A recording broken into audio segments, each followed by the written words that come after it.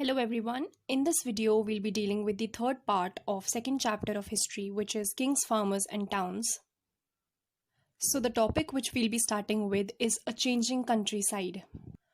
अब countryside का मतलब होता है rural area. So the first subtopic in this is popular perceptions of kings.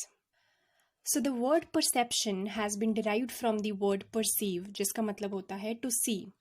तो इस टॉपिक में हम देखेंगे that how were the kings at that time seen by the common people. So now we have already discussed about manuscripts, inscriptions and prashastis. उन सब से हमें basically पता चलता है कि किंग्स किस तरह के ऑर्डर्स पास करते थे, किस तरह के लॉज एग्जिस्ट करते थे, या what were the opinions of these kings. However, with respect to the questions कि ऑर्डिनरी पीपल किंग्स के बारे में क्या सोचते थे, we have very little information.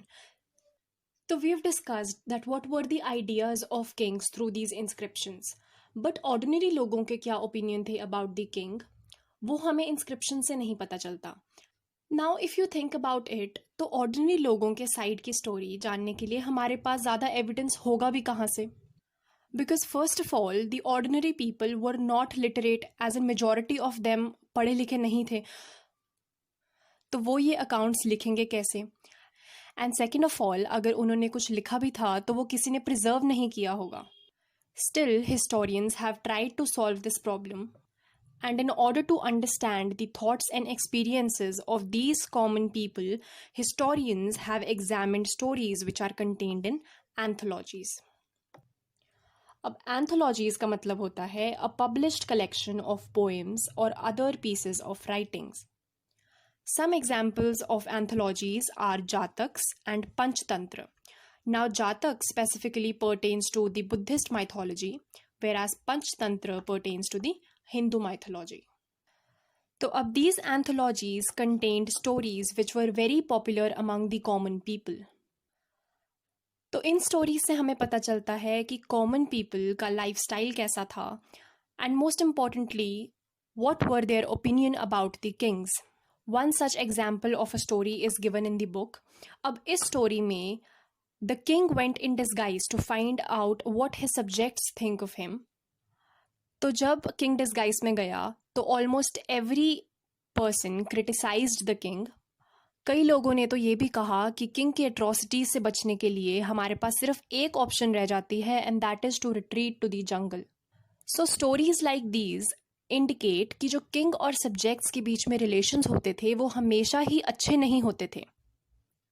So many a times it is seen that king would not pay heed to the concerns of his subjects and merely collect taxes from them to fill his coffers, as a result of which people felt oppressed and exploited.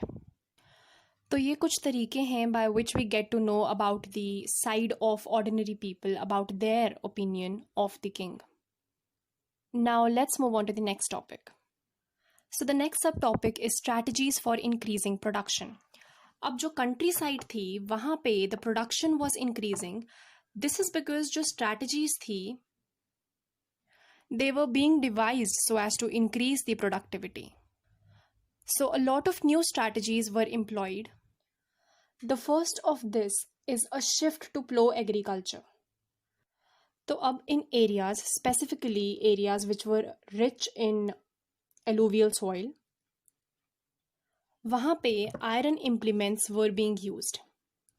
So these iron implements include plough, जिसे आप हल कहते हो हिंदी में. तो because of these iron implements जो agricultural productivity थी वो काफ़ी ज़्यादा बढ़ गई as compare to wooden implements which were earlier used.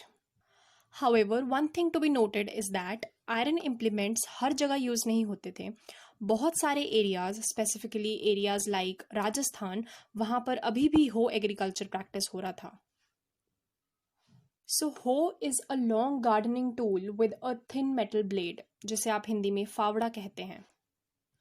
So another strategy which came to be used which increased production was transplantation. तो transplantation was specifically used for paddy which is rice. तो transplantation में सबसे पहले जब seeds saplings में convert हो जाते हैं, दैट इज़ छोटे पौधे बन जाते हैं, तो उनको वाटर लॉग्ड फील्ड्स में ट्रांसप्लांट कर दिया जाता है। वाटर लॉग्ड इसलिए बिकॉज राइस की कल्टीवेशन के लिए a large amount of water is required. तो जब आप ये टेक्निक यूज़ करते हैं तो क्रॉप की जो यील्ड होती है, जो उसकी प्रोडक्टिविटी होती है, वो काफ़ी हद तक बढ़ जाती है।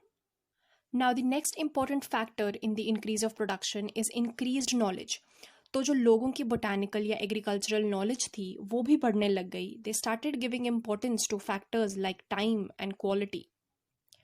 And lastly, modes of irrigation were developed. अब मोस्टली जो इंडियन एग्रीकल्चर है वो मॉनसून पे डिपेंड करता है, as a result of which agricultural output में काफ़ी ज़्यादा फ्लक्चुएशंस रहती हैं। So with the coming of new modes of irrigation, the agriculture